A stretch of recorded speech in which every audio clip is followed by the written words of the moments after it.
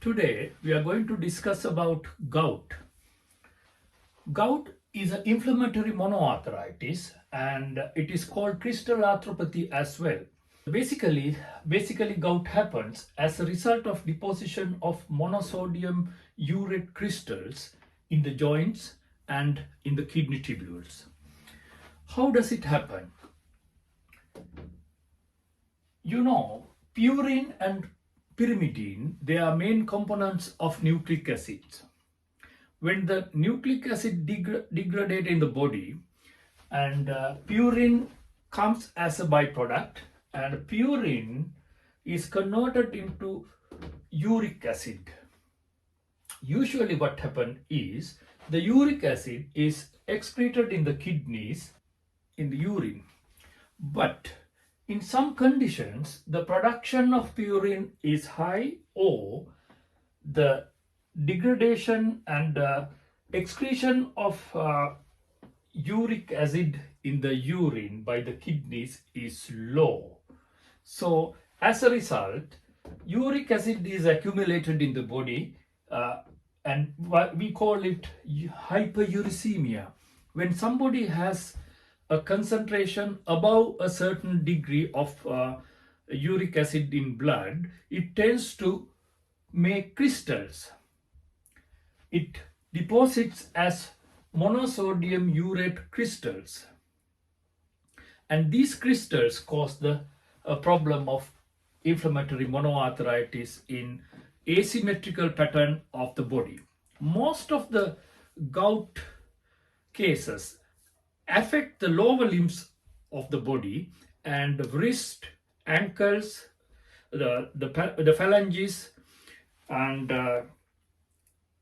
especially knee joint, ankle joint, and the first metatarsophalangeal joint of the big toe. This condition, when it is affected the metatarsophalangeal joint of the big toe, it is called podagra. Gout joint is red, hot, swollen, and very painful. Usually it happens as an acute attack. When somebody gets up from the bed in the morning, the joint is swollen, very painful, red and hot. They say it is painful when the weight of the bed sheet comes on top of the joint. So it is such a painful condition. And when this condition persists, at a later stage, the monosodium urate deposit around the skin, under the skin around the joints, and it is called gouty profile. And gout can affect the kidneys, and it can cause nephropathy, and it can cause urate crystals in the urinary system as well. Causes of gout: either increased production, decreased clearance, or some medications. Those days, gout was recognized as king's disease or rich man's disease because some expensive foodstuff can precipitate gout. For an example, red meat, shellfish, or some variety of fish, organ meat, and male gender, diabetes, obesity, and genetic factors, chemotherapy or radiotherapy. And decreased clearance of uric acid could be as a result of dehydration or as a result of kidney failure. And medications like aspirin, thiazide, diuretics, and some other medications, and alcohol. Alcohol also can precipitate gout, especially beer and hard alcohol, hard liquor. Vigorous exercise and after some surgeries, gout can precipitate it as well. That is because of the increased production of uric acid due to degradation of purine and pyrimidine. Presentation of gout is mostly acute, as I told you. Somebody, when he gets up in the morning, one joint is affected and it is very painful, red, hot and tender, and that is the acute presentation. The differential diagnosis of acute presentation of gout is septic arthritis, and pseudogout, because these things are monoarthritis. Only one joint mostly affected, but two joints can be affected, but they are not symmetrical. For an example, if the right knee is affected, it doesn't mean that left knee should also be affected. That is called symmetrical arthropathy. But in gout, we get monoarthropathy. And we have to aspirate the synovial fluid. What happens is when the crystals are deposited in the synovial membrane over here, it causes inflammation. That inflammation causes chemotactic activity, especially neutrophils, white blood cells. So in aspiration, you can see the monosodium urate needle-like crystals and also raised white blood cell count, but organisms are not there. That is how we differentiate gout from septic arthritis. Even in gout, high white cell count always present. And in blood urea or urate levels, blood urea does not necessarily should be increased, but usually it is increased. Sometimes it could be normal. And in chronic presentation, gouty trophi are the deposition of crystal in the subcutaneous area, especially in the pinna of the ear. You can see some knotty patches of yellowish trophi, and also in the toe, in the fingers, you can see near the joints there are some depositions, patchy yellowish deposition of the crystals, and it can be deposited in the tendons as well, especially behind the Achilles tendon in the lower limb.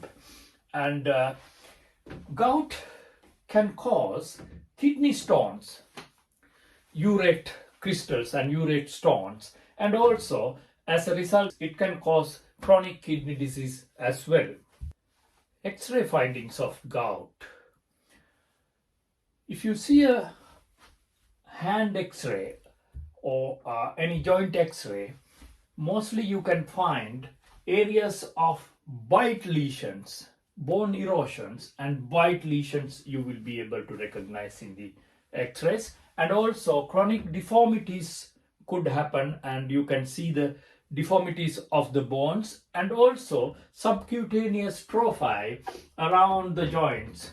These are the X-ray findings that you can see in gout patient. Management of gout, acute attacks and long-term management.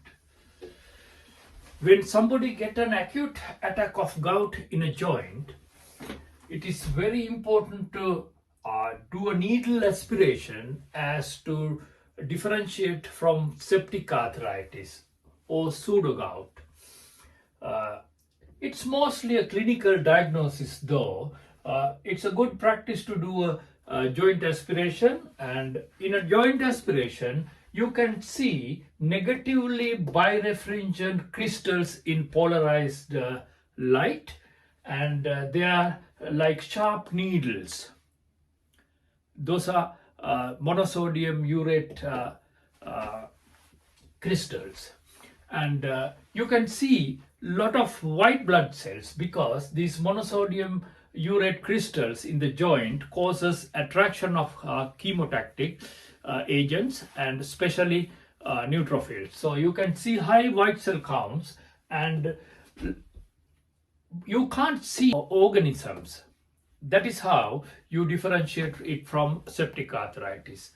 And if you don't see negatively birefringent crystals, and if you see other types of crystals, for an example, positively birefringent rhomboid shape crystals, that is pseudogout. And in an acute attack, the main problem is inflammation and pain. So first line treatments are non-steroidal anti-inflammatory drugs, but they are contraindicated in certain situations. For an example, in renal failure, you can't use non-steroidal anti-inflammatory drugs. And second line is colchicine. Colchicine inhibits the chemotactis and thereby it prevents the bringing up of neutrophils into the site, and thereby it reduces the inflammation. And the other medication that you can use is steroids. But even if you don't use any medications, usually in 8 to 10 days time, an acute attack of gout settles of its own. With the management plan of these things, you have to do the dietary modifications, and patient should be well hydrated, and alcohol consumption should be reduced, and any other precipitating factors should be addressed and adjusted. In the long-term management, at the same time, you can use xanthine oxidase inhibitors like allopurinol just to prevent the formation of uric acid. From purine, purine is converted into uric acid by the help of xanthine oxidase. So if we can inhibit xanthine oxidase, the production of monosodium urate crystals can be slowed down, and thereby you can stop acute gout attacks. And uricosuric medications like probenecid, the action of them is they make it faster excretion of uric acid from the kidneys. So by using these two methods, you can control gout in the long run. But we should not start xanthine oxidase inhibitors immediately after an acute attack of gout. We have to wait the attack to be settled, and then only we have to start the long-term management plan with things like allopurinol. And alongside all these managements, the deformity of arthritis should be managed with a multidisciplinary team approach. Thank you.